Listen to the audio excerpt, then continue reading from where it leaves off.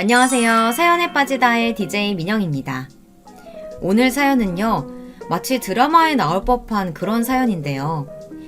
시댁 식구들이 대학을 나오지 못했다고 무시하고 따돌리는 등 못되게 굴었다고 해요. 하지만 그런 시댁 식구들에게 통쾌하게 복수를 할 수 있었다고 하는데요. 오늘 사연자님의 반전 사연, 어떤 내용일지 궁금하시죠? 지금 바로 시작해 볼게요.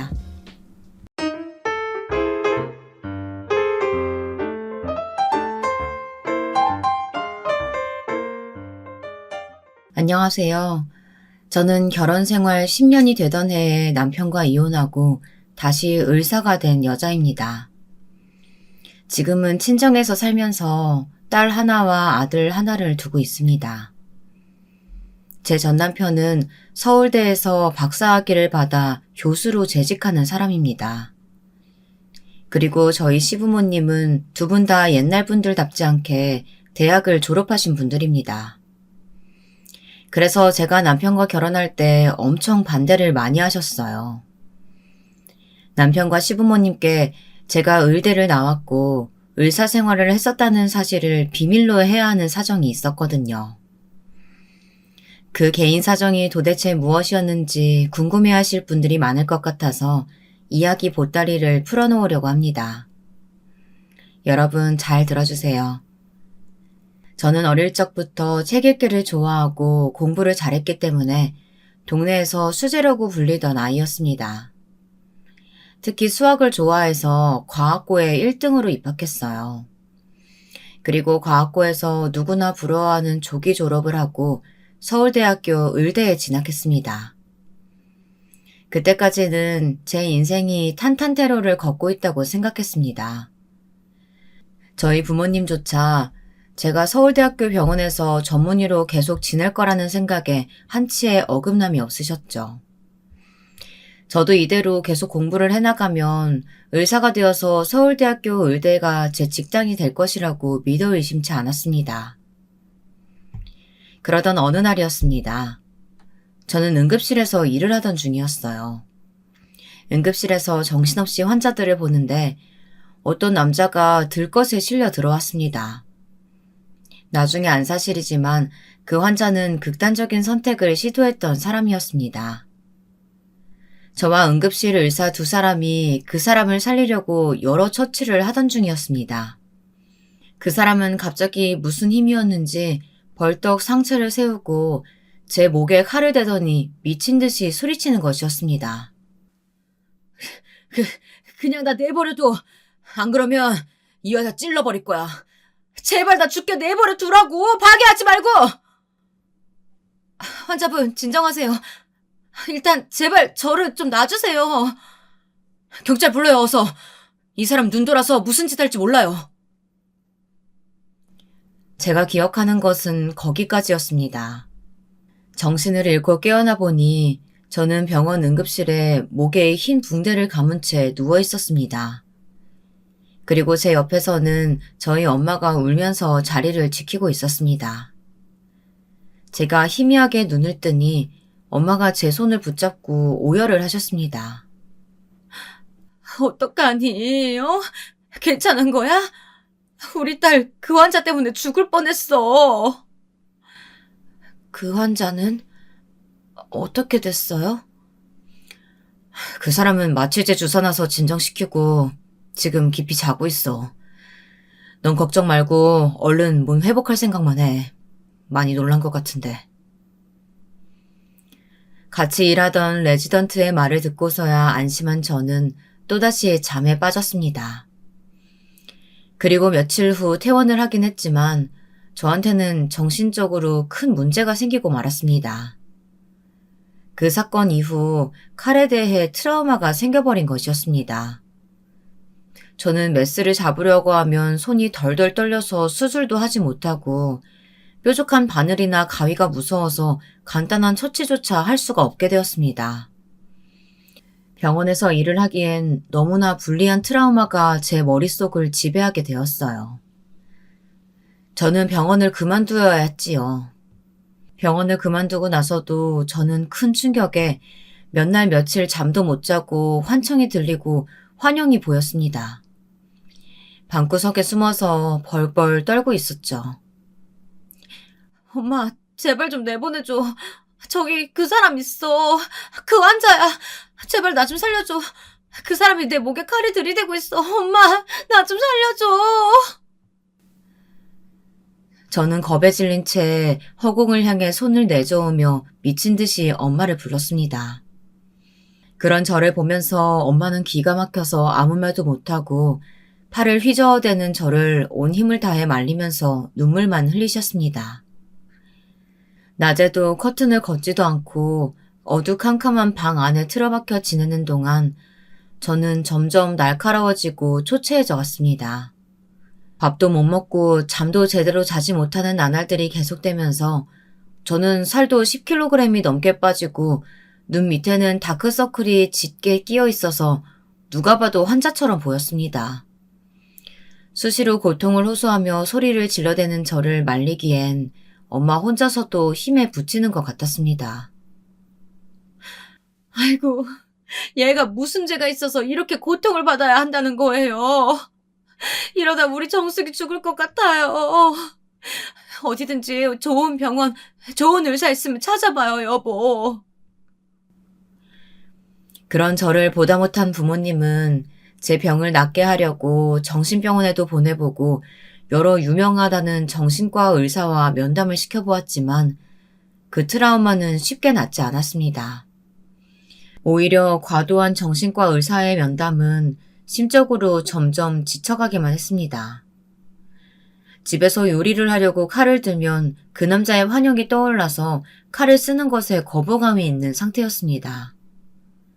억지로 참고 약도 먹었지만 여전히 제가 요리를 할 때면 손이 떨리는 것은 어쩔 수가 없어서 저는 요리를 웬만하면 하지 않았습니다. 저희 부모님은 제가 다시 정상적인 생활을 할 수 없을까봐 걱정을 많이 하셨고 그 때문에 저에게 억지로 강요하거나 뭘 시키시는 것은 하지 않으셨습니다. 저는 집안에서 저희 부모님하고만 대하며 밖에 일절 나가지도 않은 채 폐인처럼 지냈습니다. 어쨌든 그렇게 마음이 방황하던 시기에 남편을 만났습니다. 남편은 서울대학교 인문대학에서 강의를 하는 교수였고 저는 1년간의 폐인 같은 생활을 하다가 공황장애 약을 복용하며 조금씩 서울대학교 병원에서 다시 재활을 하려고 하고 있었습니다. 남편은 단정하고 냉철한 철학자 같은 사람이었어요. 제게는 없던 그런 부분에 끌려서 저는 남편에게 고백을 했습니다. 남편은 처음에는 제 고백을 거절했습니다. 그러나 제가 끈질기게 따라다니자 제 정성에 져서 저와 사귀게 되었습니다. 남편과 사귀고 1년이 되지 않은 어느 날 남편은 저와 여행을 가고 싶어 했고 저는 기쁜 마음으로 따라 나섰습니다. 그곳에서 남편은 1박을 하자면서 저한테 술을 먹였고 그날에 저는 남편의 아이를 임신하게 되었습니다. 저는 임신 사실을 알게 된 후 며칠을 끙끙 앓으며 고민하다가 하는 수 없이 남편에게 그 사실을 털어놓게 되었습니다. 선생님, 저 임신한 것 같아요. 어떻게 하죠? 남편은 제 고백에 놀란 것 같았지만 조금 후 침착함을 되찾고 저를 위로했습니다. 걱정하지 마. 내가 우리 부모님께 이야기할게. 그러면 우리 결혼할 수 있을 거야. 너는 걱정하지 말고 기다려줘. 부모님도 크게 반대하시진 않을 거야. 그러나 남편의 생각은 너무 안일했던 거였습니다. 남편의 소개로 시부모님을 처음 만난 날, 저는 그분들의 냉담함에 몸이 떨리고 트라우마가 다시 고개를 드는 것 같았습니다. 저는 시부모님이 최종 학력을 물어보셨을 때 정신병원 입원과 의사였던 시절의 트라우마를 말하고 싶지 않아서 고등학교만 졸업했다고 이야기했습니다. 그랬더니 시댁 식구들은 제가 임신을 핑계로 남편에게 들러붙어 억지로 결혼하려고 한다고 하시면서 저와 남편의 결혼을 극구 반대하셨습니다. 게다가 시어머니는 제 뱃속 아이가 정말 아들의 아이인 것은 맞느냐면서 저에게 모욕과 수모를 주는 말도 서슴지 않으셨습니다. 그러나 남편은 어떻게든 저와 뱃속의 아이를 책임지겠다고 하며 시부모님을 설득했습니다. 그때는 남편이 제 인생을 구원한 사람처럼 멋져 보이고 든든한 사람으로 보였습니다. 정말이지 제가 눈이 어떻게 되었나 봐요. 남편은 시부모님의 극한 반대에도 제 편에 서서 저와 결혼을 강하게 밀어붙였습니다. 저는 이 사람도 제 아이도 책임지는 사람이 되어야 한다고 생각합니다. 어머님, 아버님이 왜 반대하시는지는 알고 있습니다. 하지만 이 사람도 대학은 졸업 못했을 뿐이지 머리는 좋은 사람이에요. 그러니까 너무 반대만 하시지 마시고 다시 생각해 주세요. 그러니까 뭐 때문에 대학을 졸업 못했느냔 말이야. 그냥 계속 학교 다녔으면 졸업을 하던지 애 낳고 다시 학교 다니면 되지 않느냐고. 아니면 당장 결혼하지 말고 대학 졸업하고 나면 결혼하는 게 어떠니? 아니, 며느리라는 애가 배불러서 학교 다니면 교수인 우리 아들 입장이 뭐가 돼요? 당신도 참. 그러니까 빨리 내가 선보라고 할 때 선을 봤어야지. 너는 엄마 말 안 들어서 이게 무슨 꼴이니? 어디서 근본도 모르는 애를 데리고 와가지고 결혼을 하겠다고. 아이고, 머리야. 내 평생 네가 속 안 썩일 줄 알았더니 이제 와서 이 엄마 뒤통수를 때리는구나. 그것도 아주 세게 치는구나. 저를 사이에 두고 시댁 식구들은 제가 마치 투명인간인 것처럼 제 앞에서 제 흉을 보았고 저를 만난 것이 남편 경력에 다시 없는 흠이라도 됐냐 걱정을 하셨습니다. 그때 당시 저는 마음의 상처를 많이 받았습니다. 하지만 시댁 식구들에게 대놓고 티를 낼 수는 없었어요. 무슨 말을 듣는다 하더라도 그때는 어떻게든 남편과 결혼 승낙을 받아야만 했으니까요. 그래서 저는 입을 꾹 다물고 남편과 함께 시댁 식구들에게 무릎을 꿇고 제발 저를 받아달라고 부탁하는 수밖에 없었습니다. 그때라도 저는 도망쳤어야 했어요. 하지만 앞으로 일어날 일들을 알지도 못한 채 저는 그 수모를 당하고도 남편이랑 결혼만 할 수 있다면 참아야 한다고 생각했습니다. 그만큼 남편은 제 인생을 좌지우지할 만큼 영향력이 있었으니까요. 저는 이 사람에게 버림받는다면 죽어버려야겠다고 극단적인 생각까지 했습니다. 그만큼 그때는 남편을 사랑한다고 믿었습니다. 하는 수 없이 시부모님은 아들에게 져서 저와 결혼하는 것을 승낙하셨습니다. 하지만 저를 마음으로 받아들인 것은 절대 아니었습니다.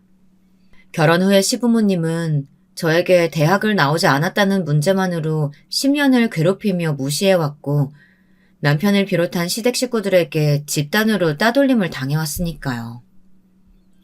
저는 그때마다 억울해서 제가 의대를 다닌 사실을 말하고 싶었지만 그랬다면 제 정신병원 입원 병력까지 이야기하는 것이 너무 수치스럽게 생각되어서 쉽게 말을 꺼낼 수가 없었습니다.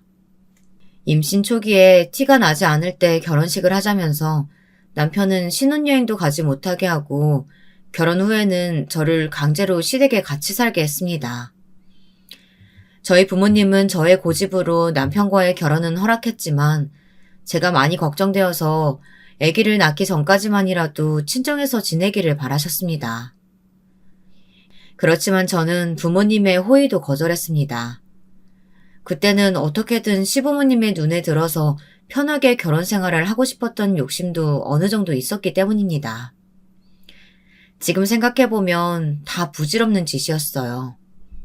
시부모님은 저라는 존재 자체를 처음부터 마음에 안 들어 하셨던 분들이시니까요. 처음부터 제게 저기를 가지고 계셨던 두 분의 마음은 결코 변화하지 않았습니다. 제가 그 사실을 깨닫는 데에는 그리 오랜 시간이 흐르지 않았습니다. 임신을 하고 10달이 채 못 되어서 저는 갑자기 진통을 느끼고 응급수술로 출산을 하게 되었습니다. 출산을 하고 병원에 누워있는데 시부모님은 저의 병실에는 오시지도 않고 남편과 아기만 보고 가셨다고 하더라고요. 나중에 남편에게 그 말을 정해 듣는데 서러움에 눈물이 그치지 않더라고요. 그 후 저는 퇴원을 하고 얼마 안 되어 산후 우울증이 생겼습니다.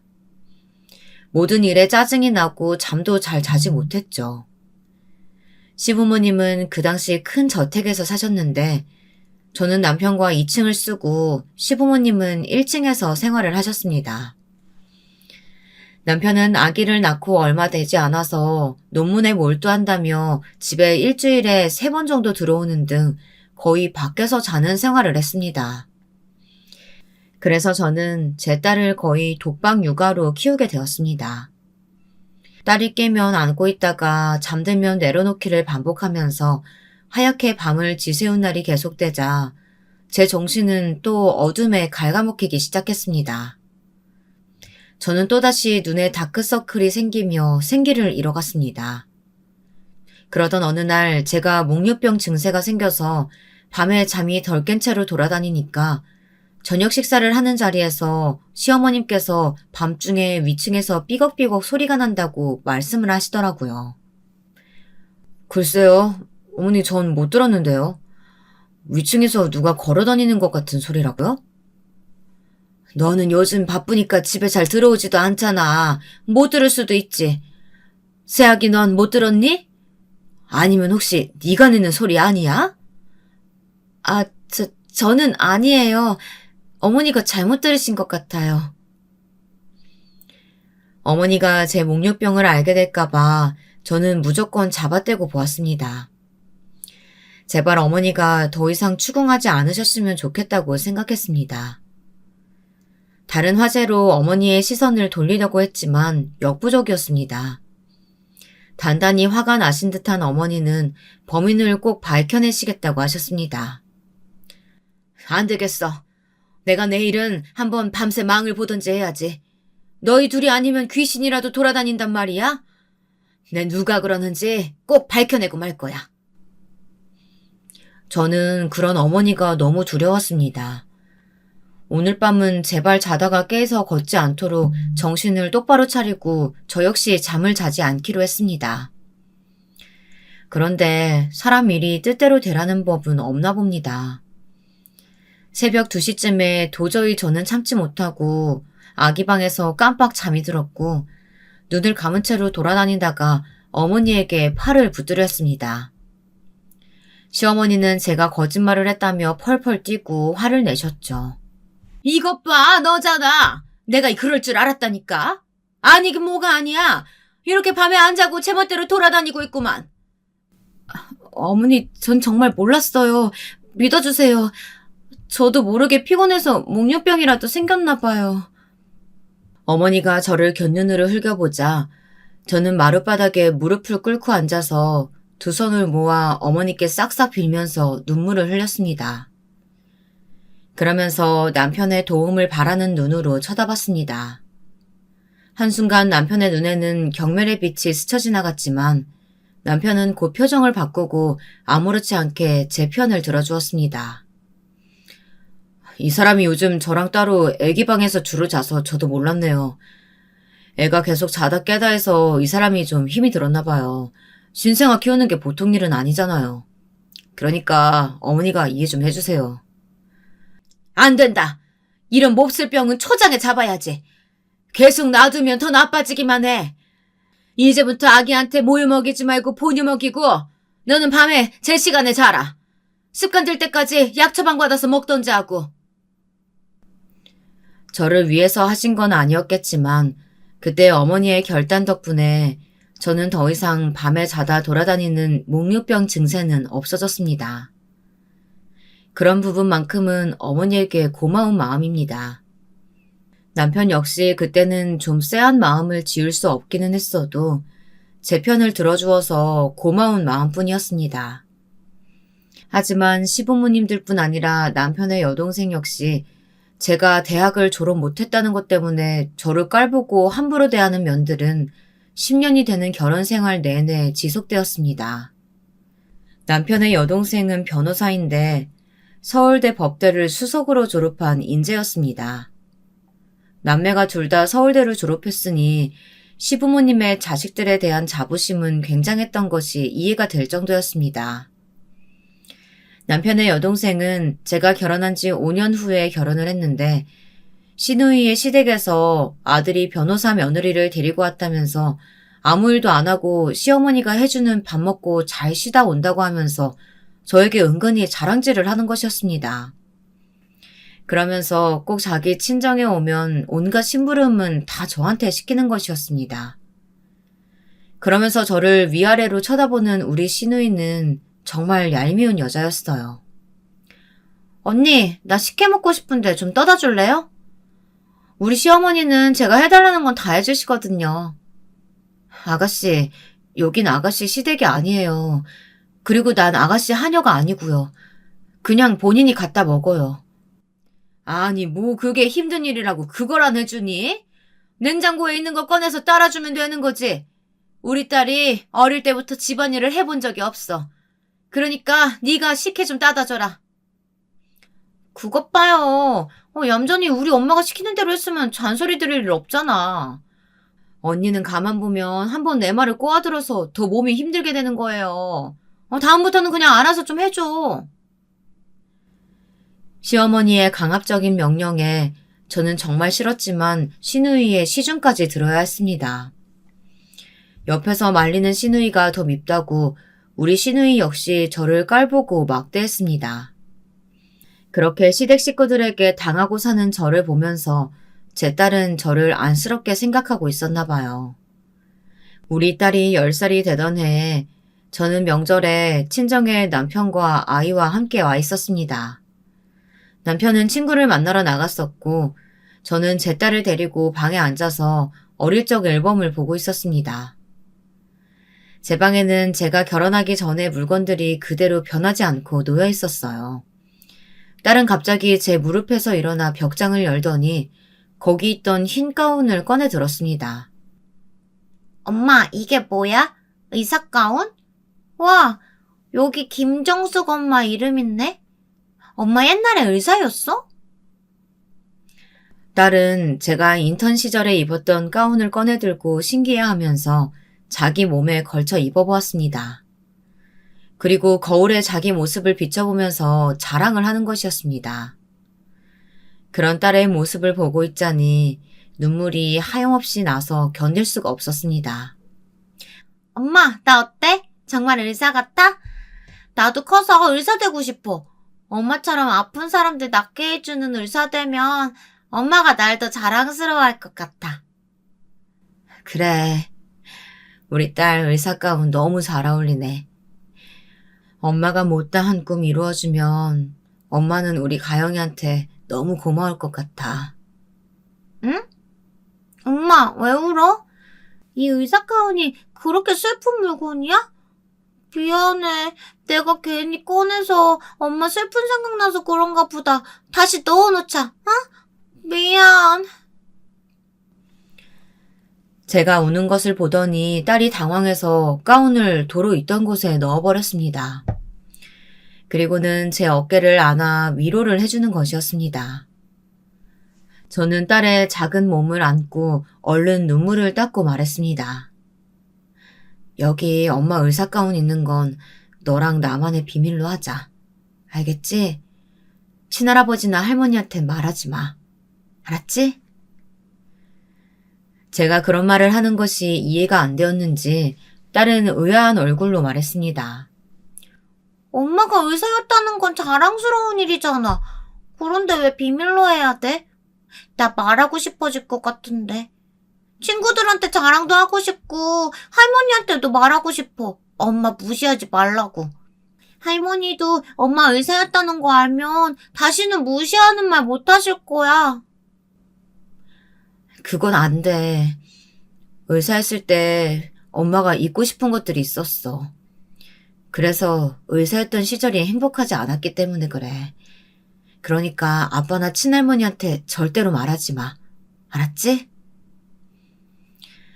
딸은 그제야 고개를 끄덕였습니다. 하지만 얼굴은 여전히 영문을 모르는 듯한 표정을 짓고 있었습니다. 저는 그 아이가 뭔가 더 물어보기 전에 딸을 데리고 급히 방을 나왔습니다. 제가 이 집에서 10년간 당했던 무시와 조롱을 어떻게 하면 한 번에 깨트릴 수 있을지 그런 시원한 한 방이 필요했습니다. 신혼 시절부터 시부모님은 잊을만 하면 저에게 말씀하시곤 했습니다. 이제라도 다시 대학 수학 능력 시험을 보라고요. 고졸 며느리가 어디 가서 말하기도 창피하다는 이유 때문이었죠. 시어머니는 대학 동기들과 가장 길게 만남을 유지해오고 계셨습니다. 1년에 한 번씩 동창회에 나갔을 때마다 다들 며느리들을 자랑하느라 다른 친구들은 침이 마르는데 시어머니 본인은 거기에 낄 수 없다는 것이 그 이유였습니다. 예, 내 친구들 며느리들은 다들 대학은 최소한 나왔더라. 그리고 유학 가서 미국 명문대 나온 애들도 있더라. 그런데 그런 얘기 할 때마다 내가 창피해서 살 수가 없어. 그러니까 집에서 공부라도 해서 수능 봐라 얘. 뒷바라지 해줄 테니까. 어머니, 이제 와서 무슨 공부를 해요. 저 이제 공부에 미련 같은 거 없어요. 그냥 우리 딸 아들 잘 키우고 남편 뒷바라지만 잘하면 되지 않을까요? 아니야. 그래도 졸업장은 하나 있어야지. 아무리 고등학교가 명문이면 뭐해. 그래도 대학 졸업장이 진짜지. 어디 가서 최종학력 고졸이라고 하면 다들 얼마나 널 무시하겠어? 그리고 네 남편하고 딸한테도 떳떳하게 살아야지. 안 그러니? 네 딸 가영이도 이제 다 컸는데 엄마가 고졸이라고 얘기 들어봐라. 나중에 엄마는 왜 대학 졸업도 못했느냐고 물어보지 않겠느냐고. 그리고 생각해보면 우리 아들한테도 민폐지 뭐. 교수 와이프가 고졸 출신이라고 하면 누가 믿겠니? 내 아들이랑 조금이라도 수준 맞으려면 대학 졸업장은 필수로 있어야 돼. 시어머니는 오히려 어머니나 아버님이 그런 저를 무시하고 막대하고 계시는 것은 생각도 안 하시고 그렇게 사람 마음에 비수를 꽂는 말씀을 잘도 하시는 것이었습니다. 저는 그런 시어머니의 막말을 듣고 있자니 점점 화가 나서 저도 모르게 어머니께 말대꾸를 하고 말았습니다. 어머니, 오히려 어머니가 저를 더 무시하고 막대하시는 것 같아요. 다른 사람들은 저한테 그렇게 막말하지도 않고 제가 고졸인지 대졸인지 그런 거 신경조차 안 써요. 오직 어머니 아버님만 저한테 학력이 어떠니 대학을 못 나왔느냐 하면서 그러면서 스트레스 주시잖아요. 저 앞으로 그런 말 집안에서 안 듣고 살고 싶어요. 저 이 집에서 10년 동안 살면서 정말 미쳐버릴 것 같은데 계속 참고 살고 있었어요. 그런 줄 아시면 제발 배려 좀 해주세요, 어머니. 뭐라고? 아니, 너는 시어머니한테 막말하는 거니, 지금? 내가 널 언제 무시했다고 그래? 그래. 백보양보해서 내가 너한테 대학 못 나왔다고 뭐라고 하기는 했다 쳐. 네가 그렇게 말귀 못 알아듣는 배움 짧은 아이였어도 내가 그랬을까? 그래도 네가 고등학교 때까지는 공부도 잘했고 머리 좋은 애였다는 걸 알아서 아까워서 그런 거야. 네 지식이 아까워서 그 시어머니가 그런 소리 좀 한 거 가지고 그것도 이해 못하고 말댔구나 하고. 행여나 네 딸이 그런 네 못돼먹은 행동 보고 본받기라도 하면 어떡하려고 그러니? 아이고, 애들 앞에선 찬물도 하나 제대로 못 마신다고 하더니 내가 네 딸 배울까봐 뭐 이런 소리도 더 못하겠다. 그러자 자기 방에서 공부하고 있는 줄 알았던 딸이 저와 시어머니의 말다툼 소리를 듣고 뛰쳐나왔습니다. 딸은 할머니에게 씩씩거리면서 소리를 쳤습니다. 제가 꼭 비밀로 해달라고 한 그 말을 말이에요. 저는 심장이 튀어나올 만큼 놀랐습니다. 할머니, 우리 엄마한테 무슨 말 하시는 거예요? 우리 엄마 서울대학교 다니던 의사였어요. 사실대로 알지도 못하시는 건 할머니라고요. 할머니야말로 우리 엄마한테 막말하지 마시라고요. 저는 딸의 폭탄 선언에 얼른 달려가서 딸의 입을 막고 그만하라고 눈짓을 했습니다. 시어머니는 제 딸의 말에 눈을 휘둥그렇게 떴습니다. 그리고 저를 노려보면서 말씀하셨습니다. 아니 너 애한테 거짓말까지 했니? 아무리 네 학력이 컴플렉스라고 해도 그렇지 믿을 만한 말을 거짓말로 해야 속아 넘어가지. 네 딸은 뭐 어떻게 속일 수 있어도 이 시어머니까지 속일 생각을 하다니 깜찍한 것도 정도가 있지. 저는 속으로 안도의 한숨을 쉬었습니다. 어머니에게 거짓말을 한다는 오해를 받는 게 차라리 낫다고 생각했으니까요. 하지만 제 딸은 억울해서 못 견디겠다는 듯이 입을 막고 있던 제 손을 떼어내더니 절대로 말하지 말라고 다짐까지 받아놓았던 그 비밀을 소리치고 말았습니다. 엄마 왜 그래? 왜 그렇게 당하고 살아? 사실은 아니잖아. 엄마 흰 의사가운 있는 거 나 엄마 방에서 다 봤어. 그런데 왜 친할머니한테 말하지 말라고 하는 거냐고. 저는 얼른 딸을 데리고 안방으로 들어가서 혼을 내기 시작했습니다. 저와의 약속을 상기시키며 딸을 엄하게 입단속시켰습니다. 가영아, 엄마하고 약속했잖아. 그런데 왜 할머니 앞에서 그런 말을 해? 할머니가 아시면 엄마 또 야단 맞아. 거짓말한다고 매도당하고. 그런 거 다 봤으면서 왜 하지 말라고 했던 말을 해? 그러자 딸이 갑자기 울음을 터뜨리는 것이었습니다. 그러면서 엄마가 할머니에게 무시당하는 것이 마음에 걸려 견딜 수가 없다고, 그럴 때마다 제가 불쌍했었다고 털어놓는 겁니다. 게다가 남편까지도 저한테만 말을 안 할 뿐이지 딸에게는 저를 깔보는 말들을 했다고 하는 겁니다. 아빠가 그랬어. 엄마처럼 대학 그만두고 싶지 않으면 남자친구도 아빠가 허락할 때까지 만들면 안 되고 공부만 하라고. 학원 열심히 안 다니면 나도 엄마처럼 된다고. 그런 말 들을 때마다 아빠한테도 말하고 싶었어. 엄마 사실 의사였다고. 아빠가 깔봐도 될 만큼 머리 나쁘지 않다고. 그리고 아빠한테 엄마한테 사과하라고 말하고 싶었다고. 나 정말 엄마가 너무 불쌍해 보여. 이 집안에서 엄마는 맨 끝이야? 왜 그렇게 살아? 나 같으면 이미 집 나갔어. 멀리 도망갔을 거라고. 딸에게서 그 말을 듣는데 도저히 믿을 수가 없고 하늘이 무너지는 것 같았습니다. 시부모님만 학력 문제로 저를 마음에 안 들어 하시는 줄 알았고, 저는 그것만 참고 살면 별 문제는 없다고 안일하게 생각했던 거였습니다. 마음속으로는 남편조차 저를 무시하고 있었던 걸 전 꿈에도 몰랐습니다. 그래도 한때 사랑했던 사람인데 저에 대해 아무것도 아닌 사람처럼 무시하고 살았다는 게 소름이 끼치도록 무서웠습니다. 저는 이제 남편을 비롯해서 이 시댁 식구들에게 더 이상 무시당하며 살고 싶은 마음이 들지 않았습니다. 저는 굳게 이혼할 결심을 하고 딸에게 말했습니다. 가영아, 이제 더 이상 엄마는 아빠와 같이 살 수가 없어. 친할머니도 엄마 무시하고 이 집에서 엄마를 무시하고 살지 않는 사람은 가영이 너 하나뿐이야. 엄마는 아빠랑 이혼해야겠어. 엄마를 따라올래? 딸은 제 결심을 찬성해주면서 고개를 끄덕였습니다. 그리고 제 손을 꼭 잡아주었어요.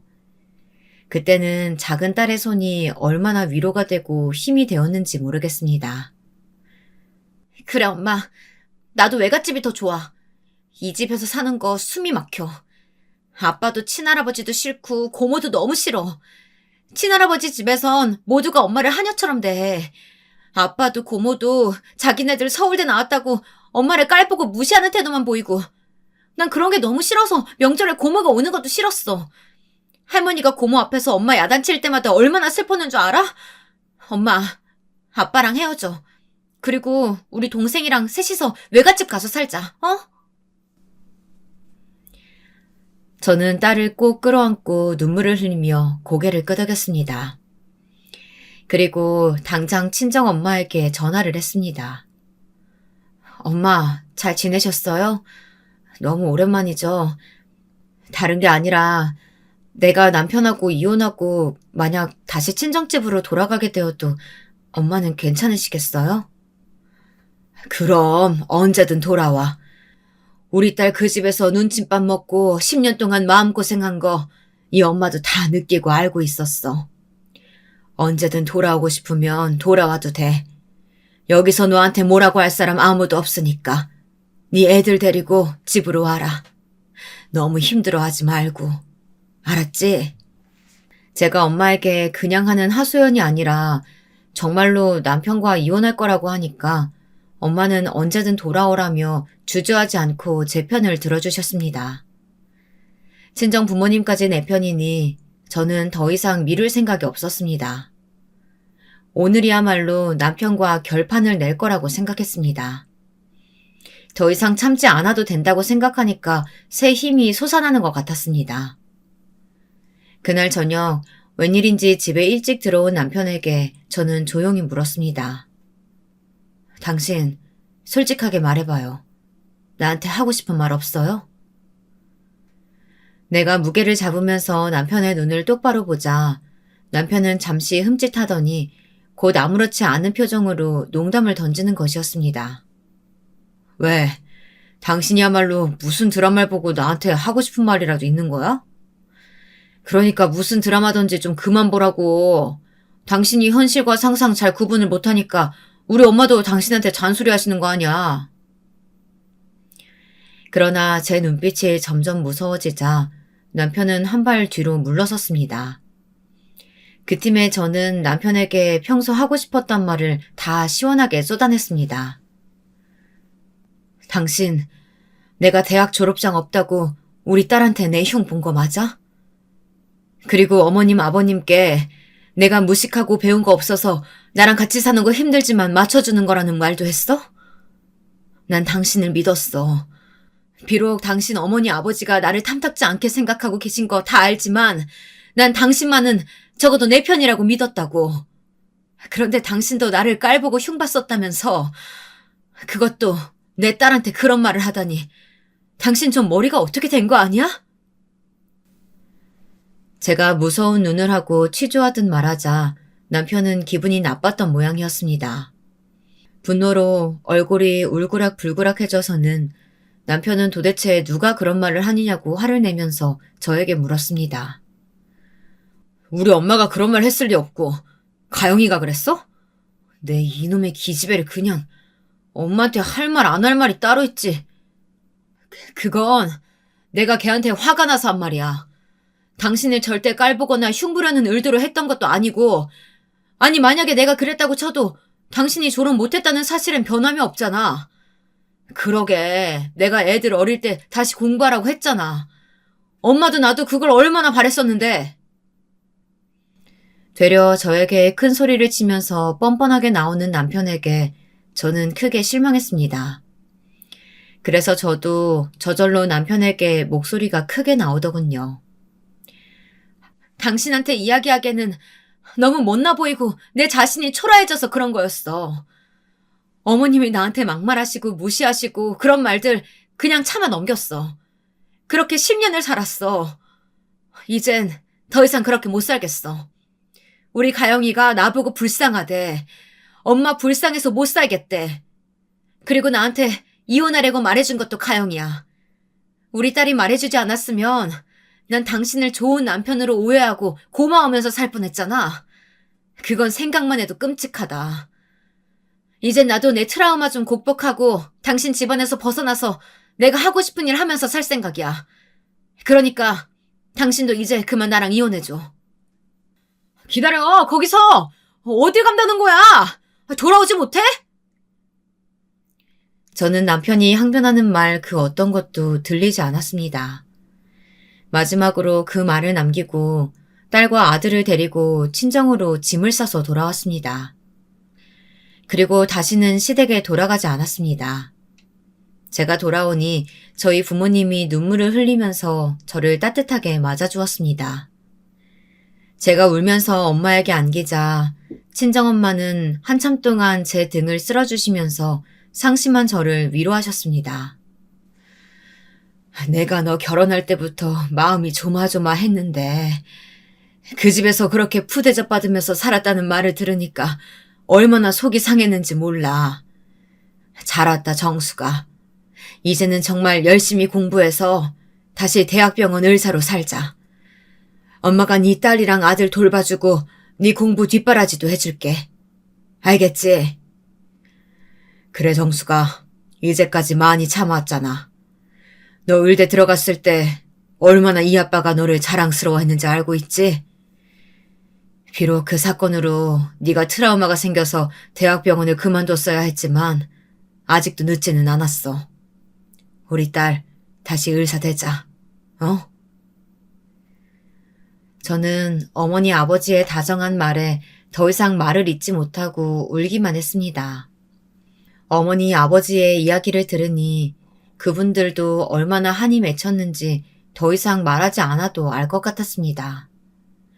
부모님의 희망을 알고 나니 시간 낭비를 할 틈이 없었습니다. 저는 마음을 굳게 먹고 다시 공부를 시작했습니다.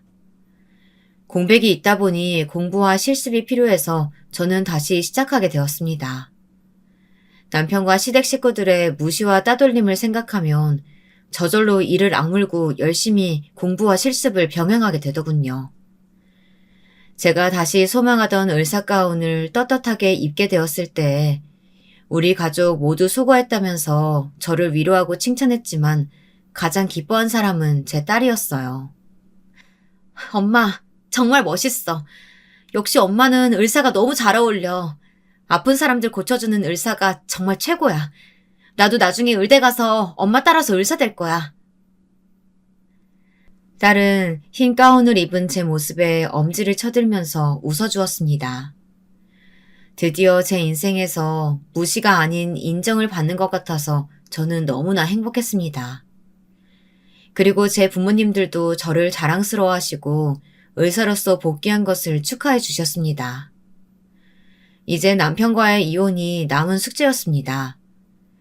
그동안 남편과 이혼을 하겠다는 생각이 제 딸과 아들 때문에 마음이 흔들리기도 했지만 의사로서 경제력도 갖추고 딸도 제 이혼에 반대하지 않는 입장이라서 저는 용기를 낼 수 있었습니다. 남편은 이혼은 절대 안 해주겠다는 입장을 고수했지만 제게는 남편의 약점을 쥐고 있다는 점에서 유리했습니다. 요즘 들어 하는 드라마 닥터 차정숙 속에 나오는 주인공이 저와 비슷한 경우를 겪고 있는 것을 보고 저도 모르게 주먹이 꽉 쥐어지더라고요. 시댁에서 여주인공을 하녀처럼 부려먹고 다른 사람들은 다 버는 대로 쓰는데 여주인공은 혼자서 이리 뛰고 저리 뛰고 알뜰하게 절약하고 사는 것을 보고 있자니 예전의 제 모습과 너무나 겹치더라고요. 저희 시댁 식구들은 제가 다시 의사생활을 시작한 초기에 한번 저희 집에 찾아온 적이 있습니다. 드라마 닥터 차정숙을 보고 저는 옛 기억이 생각나서 친정에서 의사 가운을 꺼내 입었던 그날 우리 시어머니가 쳐들어오셨던 것입니다. 그런 제 모습을 보시고 놀라서 뒤로 나자빠지던 시어머니의 얼굴이 아직도 눈에 선합니다.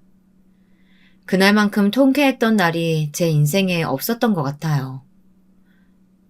네가 지금 진짜 의대에 다녔었다는 거니?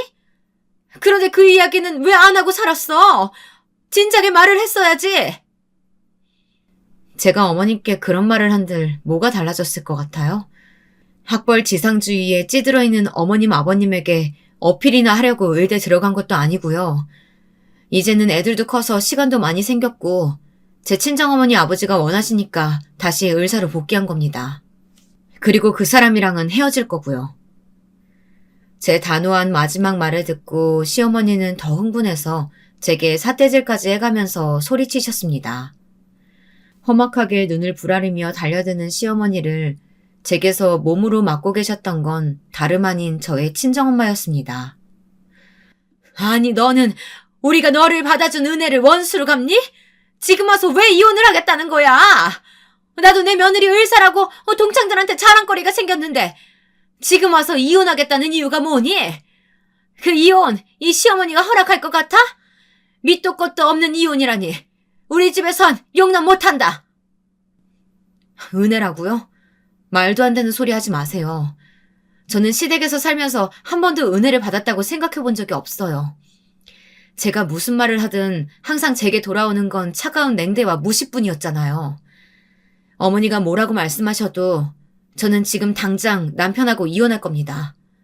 다시 의사 되기로 한 것도 우리 가영이한테 떳떳한 엄마가 되고 싶어서 그런 거예요. 제가 왜 어머니 허영심 때문에 다시 의사가 돼야 되나요? 제가 원하고 제 부모님이 원하시기 때문에 다시 의사로 돌아간 거예요. 남편도 저를 무시하면서 겉으로는 안 그런 척하고 있었던 거 아세요? 그까지 최종 학력이 도대체 뭐라고 그렇게까지 사람을 무시하고 따돌리셨어요? 그러니까 이 사태는 어머니가 허영심 때문에 스스로 만드신 거예요. 이제 돌아가세요. 남편도 어머님, 아버님도 다시는 보고 싶지 않으니까요. 저는 제 의사가운 입은 모습을 보고 뒤로 넘어간 남편과 시어머니를 두고 딸과 함께 방으로 들어와 버렸습니다. 생전 처음 보는 저의 무례한 말과 태도에 시어머니는 흥분으로 거품을 물었습니다. 그런 시어머니는 무시하고 제 친정엄마는 남편에게 시어머니를 모시고 집으로 돌아가라고 말했습니다. 저를 데리고 가기 전에 나갈 수 없다는 시어머니를 달래서 친정집을 나오던 남편에게 친정엄마는 이제껏 마음에만 담아두었던 말을 시원하게 다 내뱉으셨습니다. 자네한테 실망했으니 우리 정숙이랑 양육권 다툼할 생각 말고 깔끔하게 헤어져 주게나. 우리 딸이 그 집에서 당한 수모와 고통을 생각하면 자네를 용서할 수가 없지만 이제라도 제자리로 돌아오겠다는 우리 딸의 결심에 나도 힘을 보태줄 생각이네. 그러니 위자료 내놓고 깨끗하게 헤어지게. 그게 무슨 말씀이세요? 아내랑 헤어지는 것도 억울한데 제가 왜 위자료까지 줘야 합니까? 아내와 헤어지는 것도 왜 장모님의 허락을 받아야 되냐고요? 저 소송으로 갈 겁니다. 제가 잘못한 거 없으니까 이혼은 못할 거예요. 뭐라고? 자네가 이렇게 뻔뻔한 사람이었는지 정말 몰랐네. 당장 이 집에서 나가! 다시는 보는 일 없었으면 좋겠네. 친정어머니는 남편의 태도에 기가 막혀서 혀를 차셨습니다. 결혼하고 사는 동안 그렇게 무시하고 집안일에 도움도 준 적이 없으면서 잘못한 게 없다니 남편의 주장은 뻔뻔하기 그지없었습니다. 하지만 저는 남편과 이혼할 버젓한 명분이 있었습니다. 왜냐하면 저는 시댁 식구들 누구도 눈치채지 못한 남편의 부정을 다 알고 있었거든요. 남편은 가영이가 5살 되었을 때부터 자주 학회에 참석한다고 하면서 젊은 학과 여자 조교와 며칠씩 여행을 다녀오고 낮에는 강의가 없는 날에 모텔에 다녀오기도 하는 등 바람을 피우고 있었습니다. 그러면서 그 사실을 제가 꿈에도 모를 거라고 헛된 소망을 품고 있었던 것 같아요. 저는 이제 그 사실을 터뜨릴 기회다 생각을 했고 아이들의 양육권을 위해서 변호사를 고용했습니다. 그리고 제가 사진 찍어두었던 남편과 그 여자의 통 내용과 전화통화 사실을 모조리 다 이야기했습니다. 남편이 이혼 소송을 생각하기 전에 제가 먼저 소장을 쓸 생각이었습니다. 그러나 그 소식을 어떻게 들었는지 남편이 저를 찾아왔더라고요. 남편은 처음에는 저를 살살 구슬려서 소송을 취하겠다는 생각이었나 봐요. 그런 발상으로 남편은 뻔뻔하게 거짓말로 저를 회유하려는 거 아니겠습니까? 그 일은 당신이 오해한 거야. 나 딱 한 번, 정말 한 번만 그 애 만났고 더는 잠자리 같은 거 하지도 않았어. 그러니까 소송은 취하해줬으면 좋겠어. 여러분, 생각을 한번 해보세요. 제가 계속되는 남편의 바람을 어떤 마음으로 숨겨주고 있었는지 그 사람은 짐작이나 했겠어요. 저는 이 순간만 기다려온 사람이었거든요. 저는 남편의 얼굴에 대고 조용히 으르렁거리듯 말했습니다. 나 그 여자 만났어. 당신 교수실에서. 언제부터였는지도 알아. 우리 가영이가 5살 때부터. 당신 그 여자랑 바람 피운 거 다 알고 있었지만 당신한테 이야기하지 말라고 했어. 나 만났다는 거 그 여자가 말 안 했지? 내가 부탁했어. 나중에 당신 약점으로 써먹으려고 말하지 말라고 했던 거야. 마음 같아선 그 여자도 같이 가정 파탄 책임 물어서 소송하고 싶은데 꾹 참고 있는 거야. 저는 그동안 차곡차곡 모아두었던 사진들과 통 내용들을 증거로 남편의 눈앞에 들이댔습니다. 그러면서 그 여자와의 불륜을 다 알고 있다고 폭로하자 남편의 얼굴이 새파래지더니 꽁지가 빠져라 하고 달아났습니다. 그래서 저는 이혼 변호사와 함께 법정에 서는 일은 없게 되었습니다. 정말 다행인 일이죠. 남편은 꼼짝없이 양육권을 저에게 넘기고 제가 달라던 위자료도 어떻게 했는지 모르지만 3억을 마련해 주었습니다. 자기가 학과 조교랑 바람 피우는 사실이 시부모님의 귀에 들어가는 것만은 어떻게든 막고 싶었나 보더라고요. 저와 남편의 이혼은 합의로 원만하게 이루어졌습니다. 그 이후 남편과 시댁 식구들은 더 이상 저를 찾아와서 괴롭히지도 않았고 다시 연락도 하지 않았습니다. 지금 저의 딸은 중학생이 되었습니다. 학부모들은 다들 중2병이 무섭다고 말하지만 아직 우리 딸은 저에게 너무 착한 딸입니다. 밤낮 가리지 않고 의사일하는 엄마에게 힘이 되어주고 너무 바빠서 잘 챙겨주지 못해도 웃으며 엄마를 응원한다고 말하는 제 딸이 얼마나 사랑스러운지 모르겠습니다. 정신없이 몰아치는 환자들과 야근에 시달려도 요즘은 제 인생에서 가장 행복한 나날입니다.